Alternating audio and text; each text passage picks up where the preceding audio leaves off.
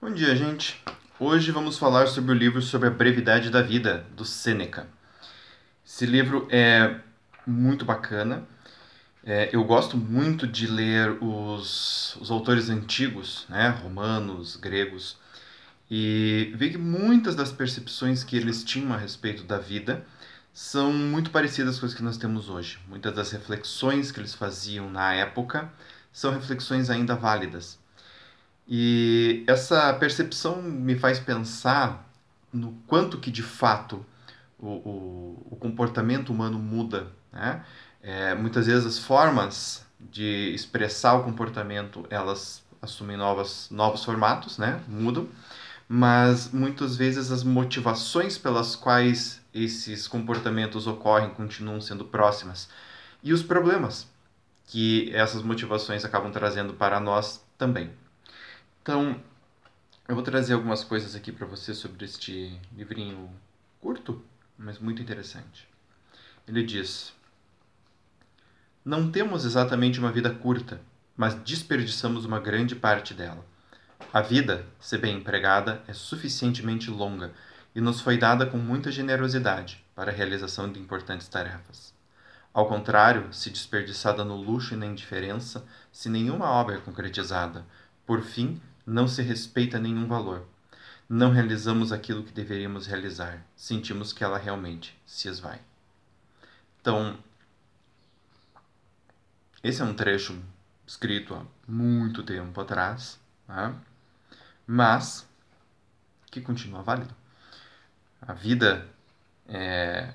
E estamos falando de uma época, de um momento histórico em que a expectativa de vida era bem menor do que é hoje, né? Estamos falando aí de pessoas que, quando chegavam aos 60, se consideravam assim: meu Deus do céu, vivi pra caramba, né? A maior parte das pessoas morria aí com 30, máximo 40 anos. E olha que interessante, nesta época eles já falam que a vida ela é suficientemente longa, mas que ela apenas se percebe sendo vivida se nós seguimos algo, se nós construímos algo com ela. Aqui mais tarde ele comenta: Por que reclamamos da natureza? Ela se mostrou benevolente.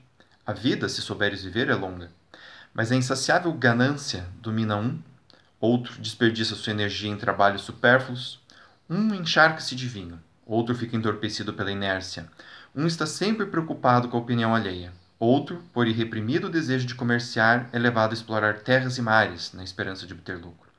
Não é igual na sociedade hoje, né? Alguns gananciosos demais, outros fazendo coisas que não tem nada a ver consigo, né? Executando, gastando sua energia com trabalhos que não dão retorno para sua alma, vamos dizer assim. Né? Um outro sempre preocupado com o que vai aparecer no Instagram, no Facebook. Um terceiro ali que acaba tendo um problema de drogadição. É igual.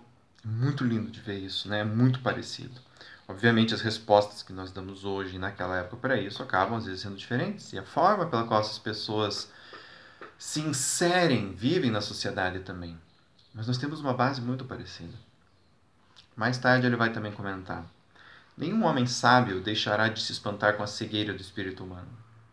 Ninguém permite que sua propriedade seja invadida, e havendo discórdia quanto aos limites, por menor que seja, os homens pegam em pedras e armas. No entanto, permitem que outros invadam suas vidas, de tal modo que eles próprios conduzem a seus invasores a isso. Não se encontra ninguém que queira dividir sua riqueza, mas a vida é distribuída entre muitos. São econômicos na preservação de seu patrimônio, mas desperdiçam o tempo, a única coisa que justificaria a avareza. Que faz a gente parar para pensar, né? Ah, em tempos hoje de redes sociais, quantas vezes você entra no Facebook e no Instagram e você apenas está matando tempo? Né? Nós temos essa expressão matar o tempo. É interessante, né? Porque o tempo é a única coisa que a gente tem que não volta e que não tem como adquirir mais. E nós, mesmo assim, matamos o tempo. Então, essa reflexão que ele faz, qual é o nível de valor que você dá aos recursos diferentes, por exemplo. Né? E o tempo tem uma questão interessante porque não apenas ele não é renovável, como também você não tem certeza de quanto tempo você tem. Diferente da conta bancária, tem lá R$ 1.000 na conta, você sabe que tem R$ 1.000 na conta, o tempo não. Eu aqui falando com vocês posso ter mais 1 hora de vida e nem sei. Né? Então eu acho que isso é muito interessante, refletir a respeito disso. Quanto tempo a gente se dedica a usar o nosso tempo de uma forma realmente útil? Mais tarde ele coloca: o que está em causa então? Viveste como se fosse viver para sempre. Nunca te ocorreu a tua fragilidade. Não te das conta de quanto tempo já transcorreu. Como se fosse pleno e abundante o tempo, o desperdiças. E nesse interim, o tempo que dedicas a alguém ou alguma coisa talvez seja o último de seus dias. Esse livro sobre a brevidade da vida, ele é aquele tipo de livro assim angustiante, né? Porque ele faz a gente pensar naquilo que a gente tenta evitar pensar, né? No que eu estou gastando meu tempo, no que eu estou usando a energia vital que tem neste corpo. Eu estou usando com algo que realmente nutre minha alma, meu espírito, minha felicidade, minha pessoa, minha autoestima, ou eu estou gastando com coisas supérfluas? Estou gastando ele com coisas que não me tocam, mas estou ali gastando porque os outros dizem que tem que fazer isso, porque essa é a onda, nova onda do momento, né? Porque senão eu vou ficar para trás, enfim, qualquer arranjo que a gente coloque nisso, né? Ele, ele vai falar aqui também a respeito do imperador Augusto, né, o primeiro imperador romano, que veio após Júlio César ali, e ele está falando do imperador romano, né? E ele fala: o ócio era uma coisa tão desejada que, por não poder dele desfrutar, antegozava-o em pensamento. Aquele que via as coisas dependerem só de si, que decidia a sorte dos homens e das nações, com muito prazer sonhava o dia em que se despojaria de sua magnitude.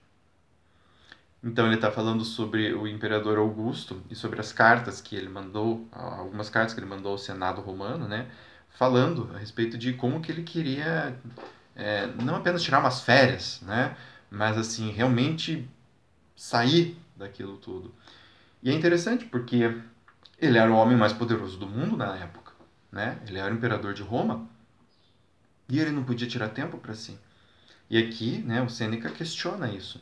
Até que ponto vale a pena este poder que ele tinha, se ele não pode usá-lo para ele? Por fim, é consenso que um homem ocupado não pode fazer nada bem. Não pode se dedicar à eloquência, nem aos estudos liberais, já que seu espírito, distraído com coisas diferentes, não se aprofunda em nada. Ao contrário, tudo que é imposto rejeita. Nada está mais longe do homem ocupado do que viver. Nenhuma coisa é mais difícil de aprender. Para todas as outras artes, há muitos mestres em diferentes lugares, dentre os quais encontram-se até mesmo crianças com habilidade para ensiná-las. Deve-se aprender a viver por toda a vida, e por mais que te admires, durante toda a vida se deve aprender a morrer. Então, eu acho essa frase, esse trecho muito bonito, porque o que ele está dizendo aqui é assim: tem muitos mestres, né? Mas a sua vida é única.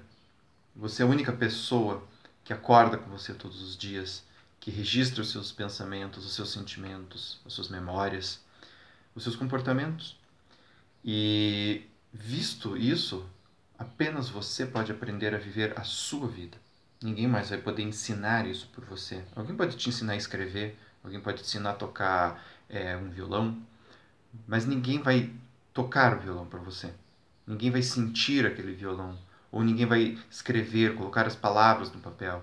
Ninguém vai sentir aquele momento, para quem escreve, nós falando de mim agora, aquele momento em que a palavra certa, a frase certa vem na tua cabeça, em que você se sente inspirado, ninguém sentirá isso por você. Então, por mais que tenham pessoas e mestres ao nosso redor, no fundo estamos sempre sozinhos. E aqui eu acho interessante porque ele fala do homem ocupado. Quem não é ocupado hoje em dia, né? Mesmo quem não tem ocupação acaba ficando ocupado. A velhice aflige tantos espíritos infantis que chegam a ela despreparados e desarmados. Na verdade, nada foi previsto. Subitamente e sem estarem prontos, chegam a ela, não percebendo que ficava mais próxima todos os dias. Nós sabemos o que está acontecendo. Esse corpo, a cada dia que passa, é mais, parafraseando o Joseph Campbell, é mais massa do que energia. Nós sabemos disso. Nós sentimos isso. Mas ao mesmo tempo, nós ignoramos isso, porque nos assusta. Nós nos identificamos muito com o corpo, né? E com a energia, com os deleites dele, para conseguir dizer: um dia isso vai acabar. E a gente acaba entendendo que na verdade nós vamos durar para sempre. E aí uma hora a velhice chega e aí a gente tem um choque de realidade. Nós não vamos durar para sempre. E o que a gente fez e o que a gente não fez, se a gente se preparou ou não para esse momento, agora é irrelevante porque ele já chegou. Então vocês vejam, Império Romano. E mesmo naquela época as pessoas não se preocupavam com a velhice. Ninguém retoma de bom grado o que passou, exceto aquele cujas ações estão submetidas à sua própria consciência. Esse não é o fim do livro, é um trecho, mas eu vou encerrar com isso. Porque uma vida boa, ela pode ser uma vida de prazeres, mas a vida de prazeres ela tem um certo hiato. Já a vida vivida com consciência plena, essa perdura. Né? Essa é aquela pessoa que pode dizer: eu não vivi isso, mas não vivi isso com consciência. E isso faz toda a diferença. Gente, super recomendo sobre a brevidade da vida. Espero que gostem. Tchau, tchau.